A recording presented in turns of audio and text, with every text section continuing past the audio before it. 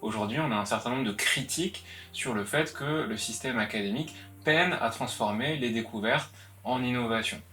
Donc l'objectif, c'est de travailler sur comment est-ce qu'on peut plus facilement atteindre cet objectif-là.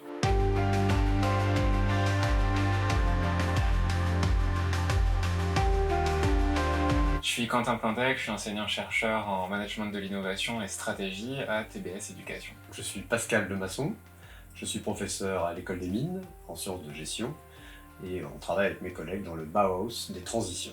Je suis Benoît Veil, professeur de sciences de gestion et sciences de la conception à Mines Paris PSL.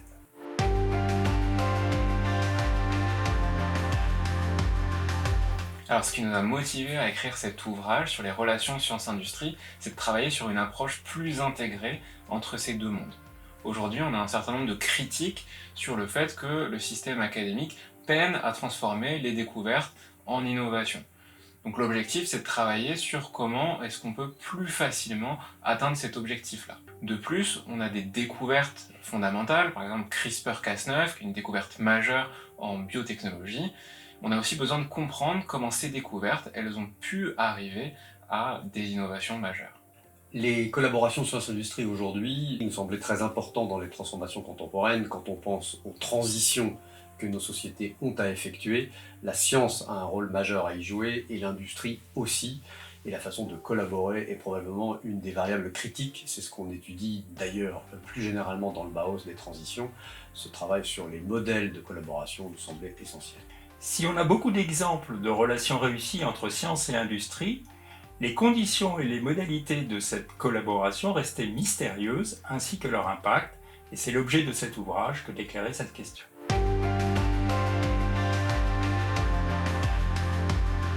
C'est un modèle qui permet de réfléchir aux conditions qui font que dans un même projet, on puisse avoir à la fois avancée scientifique et innovation. Les conditions pour que ça fonctionne, c'est qu'il y a un échange intense de connaissances entre science et industrie, mais aussi préservation des espaces d'exploration, à la fois du scientifique et de l'industriel. Il y a plusieurs éléments nouveaux qui apparaissent. Un des points qui nous semblait très important dans les apports du modèle, c'était de bien comprendre comment chacun venait nourrir l'autre, mais en même temps, il ne s'agissait pas de se mettre au service de l'autre, et donc chacun reste dans son couloir d'une certaine façon. Et c'est ce qui permet que la science s'appuie sur l'industrie pour des découvertes, et réciproquement, que l'industrie s'appuie sur la science pour des innovations. Mais le mélange des genres nous semblait problématique, et le modèle de double impact contribue justement à clarifier à la fois l'importance des interactions et la différence des formes d'exploration de l'inconnu pour chacun des acteurs. Pour réussir une collaboration science-industrie, on peut penser qu'il suffit d'avoir un objectif commun entre le scientifique et l'industriel.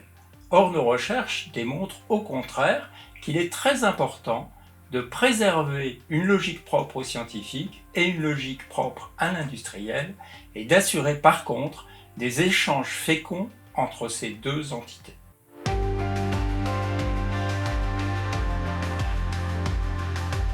Alors on a exploré de nombreux cas, que ce soit les Nobel, que ce soit les tests CIFRE, que ce soit les crises comme le Covid-19, pour retrouver des traces de ce modèle à double impact simultané.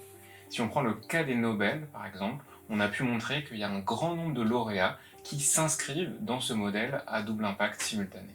Un des cas qu'on a étudié en profondeur, c'était le cas des thèses CIFRE. Les thèses CIFRE sont souvent brocardées comme une sorte de recherche appliquée un peu simple. Le travail qui a été conduit avec mes collègues a montré justement que c'était beaucoup plus riche que ça, et que si on les regardait à l'aune du double impact, on commençait à voir une très grande variété de formes possibles et une très large variété d'impacts. Alors, il n'y avait pas que du double impact simultané extrême, mais il n'y avait pas non plus qu'une sorte d'application scientifique un peu grisâtre, et qu'on avait un très large éventail de formes possibles de double impact qui permettaient à la fois de très intéressantes explorations scientifiques et de très intéressantes explorations industrielles et techniques. Dans le cas des collaborations science-industrie pendant l'épisode de Covid-19, nous avons pu montrer que les entreprises et les scientifiques qui avaient déjà une expérience de collaboration au préalable avaient pu obtenir de bien meilleurs résultats que celles qui cherchaient à collaborer simplement en réponse à la crise.